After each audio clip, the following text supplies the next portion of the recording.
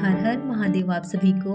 तो रुद्राभिषेक मैंने सावन में कैसे क्या करना है आप सभी को, अगर आप लोग घर में करना चाहते हैं तो ये भी सामग्री यही सब लगेगी। घर में भी आप कर सकते हैं, तो वही सब सामग्री मैं आप सबके साथ में शेयर की थी। तो वही मैं आज जो है रुद्राभिषेक करने जा रही हूँ मंदिर, तो वही मैं वीडियो आप सभी के साथ में शेयर कर रही हूँ। तो इसी सामग्री को मैं सब यहाँ पे झोले में यहाँ पे पैक करके रख लिया है। अब मैं ये सामग्री को मंदिर लेके जाना है, क्योंकि मुझे जो है शिवालय में ही जा करके रुद्राभिषेक करना है। और आज है सावन का तीसरा सोमवार और नागपंचमी, तो आप सभी को नागपंचमी की बहुत बहुत शुभकामनाएं। और पता नहीं सावन कब आता है कब चला जाता है, मतलब आने की जितनी खुशी होती उतनी तो मतलब जाने का उसका दर्द होने लगता है कि अब सावन धीमे धीमे समाप्त होने वाला है। तो मतलब इतना सावन महीना जब आने वाला होता है इतनी खुशी होती है कि क्या कहें। तो आज तीसरा सोमवार है, ऐसे ही करते करते एक और सोमवार बचा है, वो भी निकल जाएगा। पता नहीं कब सावन आया कब चला गया। तो सामग्री सब पैक कर लिया, अब सब लोग तैयार हो रहे हैं, बच्चे तैयार हो चुके हैं और मैं भी यहाँ देखो तैयार होकर के महावर लगा रही हूँ। और जब रुद्राभिषेक या कोई भी पूजा होती है हिंदू धर्म में, तो जो सुहागन महिलाएं होती हैं उनको पूरा श्रृंगार करके तभी पूजा में बैठना चाहिए, क्योंकि ये बड़ी सौभाग्य की बात होती है कि जो भगवान गौरी माँ ने सुहाग दिया है, तो उसका हमें पूरा श्रृंगार करके तभी हमें बैठना चाहिए। खुद को भी तो आनंद आता ही है, और भगवान भी देख के प्रसन्न होते हैं कि जिस अवस्था जिस रूप में हम बैठे होते हैं, तो वही उसी तरीके से भगवान हमें आशीर्वाद देते हैं। और फिर तैयार होके सब लोग निकल लिए, और साथ में हमारे गोपेश्वर नाथ भी बैठे हुए हैं, ठाकुर जी गोपाल जी, कई नाम है उनके। तो उन्हीं की सब कृपा है, उन्हीं का ही सब सुझाव होता है कि हमारे हाथों से ये काम होता रहे और प्रभु अपने चरणों में प्रीति बनाए रखें। तो नैमिष जाते वक्त रास्ते में मिल गए कांवड़िया, और देखो इनको सबको देख के तो बड़ा ही आनंद आ गया, सच में मन आनंद खुशी से बिल्कुल झूम उठा देख करके इन सबको। थोड़ा अपने अंदर आनंद जो कम था वो सब इनको सबको देख करके और आनंद उमंग हर्ष उल्लास बढ़ गया इनको देख करके। और देखो नन्नू देव कितनी खुश है। सच में बड़ा ही आनंद आता है जब कभी बाहर निकलो और कभी ऐसे ऐसे दर्शन जब हो जाते हैं भक्तों के, तो सच में कांवड़ियों को देख के वैसे भी प्रसन्नता होती है कि कितना पावन महीना पूरे साल भर में एक बार आता है ये। और इसमें भी हम अगर मंदिर न जा करके जलाभिषेक भगवान का कर पाए, न दर्शन कर पाए, तो क्या फिर मानो जीवन बेकार ही है। तो सच में बड़ा आनंद आ गया देख करके। अब पहुंच गए नैमिषारण्य अब, और देखो कितने कांवड़ियों के अलग अलग जगह जगह पे कांवड़ियों के ही दर्शन होते चल रहे थे। तो वैसे भी हम साल भर में हम लोग जो है या तो सावन में या तो जो है महाशिवरात्रि जब आती फाल्गुन महीने में, तो उस दिन रुद्राभिषेक हो जाता है। तो रुद्राभिषेक करने से ऐसा कौन सा फल है जो आपको मिल नहीं सकता, कौन सी मनोवांछित वस्तु की आपकी कामना जो भी हो वो आपको रुद्राभिषेक करने से बिल्कुल प्राप्त हो सकती है। हमने कई बार किया है, तो हमें इस चीज़ का अनुभव हुआ है खुद। तो रुद्राभिषेक करने से जो भगवान शिव को प्रसन्न कर लेता है, उसके घर में किसी भी प्रकार का या उसके ऊपर किसी भी प्रकार की रोग दोष जो भी कुछ घर में समस्याएं चल रही हैं, किसी भी प्रकार के संकट उस व्यक्ति पे उसके परिवार में सारे विघ्न दूर हो जाते हैं। तो भगवान शिव को जिसने प्रसन्न कर लिया, फिर उसको किसी और को प्रसन्न करने की ज़रूरत ही नहीं है। तो भगवान शिव के ही हाथों में है, भगवान शिव ही है सृष्टि के रचयिता, पालन करता, संहार करता, मतलब सब शिव में ही सब दुनिया व्याप्त है।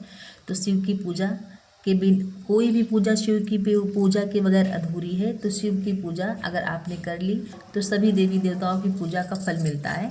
तो इसीलिए मतलब मैं कई सालों से जब कर रही हूँ, तो मुझे इतनी दृढ़ता और विश्वास हो गया है कि जब तक कि ये पूजा हो नहीं जाती है साल भर में एक बार, तो मतलब मन में ये निराशा बनी रहती कि ये इस बार ये काम नहीं हुआ। तो मतलब जब वो काम हो ही जाता है तब जा कर के आत्मा को सुकून मिलता है। ये चीज़ें मतलब जब ज़्यादा जो कार्य करते रहो करते रहो करते रहो, तो वो उसी तरीके से विचारधारा बनती चली जाती है। यहाँ देखो सब बच्चे लोग लगे हैं मंदिर पूरा, क्योंकि यहाँ जब हम लोग पहुँचे थे तो यहाँ एक रुद्राभिषेक जो है हो चुका था। मतलब सुबह से कई हो चुके थे, लेकिन हमारे आने के पहले थोड़ी देर पहले ही एक रुद्राभिषेक होके समाप्त हुआ था। तो वही जो है हम पंडित जी जो लगे थे सामग्री सेट करने में, तो मैंने सोचा कि तब तक कि मैं जो है मंदिर साफ करे ले रही हूँ। तो देखो सब लोग पूरे परिवार के ऐसे, नन्नू तो ऐसे जुटी जैसे लग रहा है कि कढ़ैया साफ की जाती है, तो उस तरीके से कपड़ा लेके जुटी। मतलब बच्चों को देख करके कहीं कहीं पे मुझे हंसी आने लगती है। और पंडित जी साफ कह रहे थे रुक जा मैं साफ कर लूँगा, लेकिन मैंने कहा नहीं, मंदिर है तो क्या हम नहीं साफ कर सकते हैं क्या। मंदिर में वैसे भी कोई भी मंदिर जब जाओ तो अगर समय है तो मंदिर में साफ सुथरा करके तभी आना चाहिए। जैसे हम पड़ोस में जाते हैं तो वहाँ पर सुबह का टाइम इतना जल्दी होता है कि मंदिर साफ करने का समय नहीं होता है, लेकिन अगर समय होता तो मतलब ऐसे कर्म जरूर करते रहना चाहिए कि जो है मंदिर की, वैसे भी सुनते हैं कि मंदिर की दहलीज हम मंदिर जब साफ करते हैं तो हमारे हाथों में जितनी भी जो है खराब रेखाएं होती हैं वो जब हम मंदिर का जो है प्रांगण साफ करते हैं, मंदिर में कोई भी काम सत्कर्म करते हैं, तो उन सबको करते करते हमारी हाथों की जो बुरी रेखाएं होती हैं वो धीरे धीरे सब जो है विलायमान लुप्त हो जाती हैं। तो तैयारियां यहाँ पे हो गई पूरी और अब जा रहे हैं बैठने पूजा में। तो आप लोग भी आनंद लीजिएगा, भगवान शिव के दर्शन करिएगा।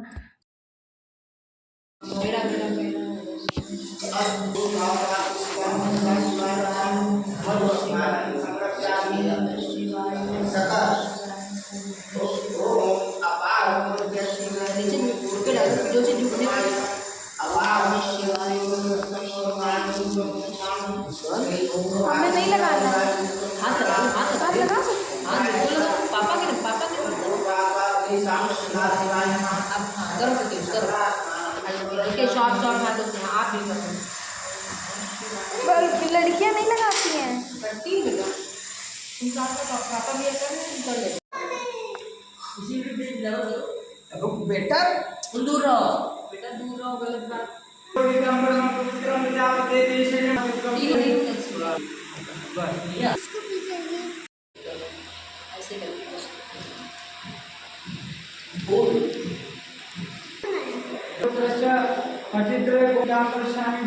ताशी में खेल धीमे आराम से गिरने न पाए कुछ भी सामान।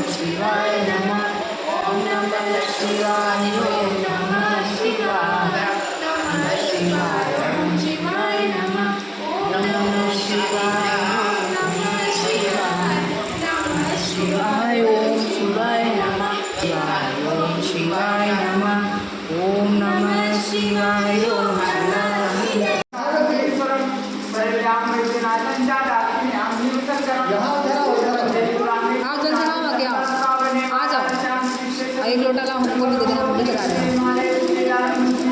चला रहे हैं। तो यहाँ पे देखो रुद्राभिषेक हो रहा है और लमसम 4 घंटे हो गए थे करते करते, क्योंकि इतना समय लग गया। और अब देखो श्रृंगार हो रहा है। तो अभी तो अभिषेक हुआ, अब श्रृंगार हो रहा है भोले बाबा का।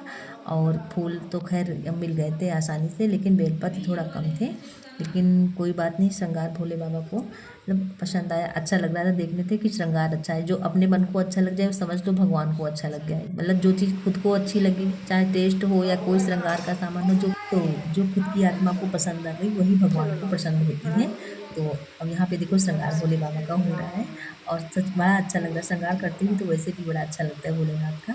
और काफ़ी मेरे यहाँ पे गोपेश्वर नाथ यहाँ पे सज रहे थे।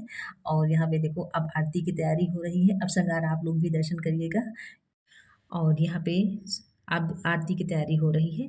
और मैं नंदी जी के लिए माला ले जाना भूल गई। जब मंदिर पहुँच गई, जब यहाँ वहाँ सामग्री अच्छे से चेक की, तब याद आया कि अरे मेरे दिमाग से उतर गया कि माला मुझे 1-2 और मंगवा लेने चाहिए थे।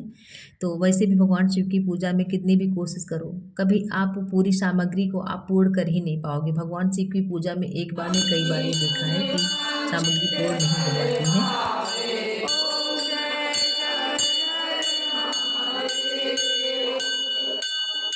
तो इस तरीके से भगवान शिव का अभिषेक हुआ और आप लोग भी दर्शन करिए। और मन में कोई भी कामना आप सभी के है और किसी भी प्रकार का संशय है तो श्रावण मास में या कभी भोलेनाथ की पूजा तो कभी भी किसी समय आप कर सकते हो। भगवान शिव भोले बाबा इतने दयालु, उनका नाम ही है भोलेनाथ, ठीक है।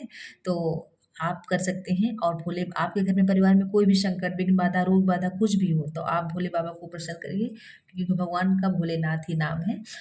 तो रुद्राभिषेक करने के बाद में फिर ललिता माँ के दर्शन करने गए। और काफ़ी रात हो गई थी, मंदिर के जो है पट बंद होने वाले थे, सफाई हो रही थी मंदिर में, लेकिन ललिता माँ के दर्शन हो गए।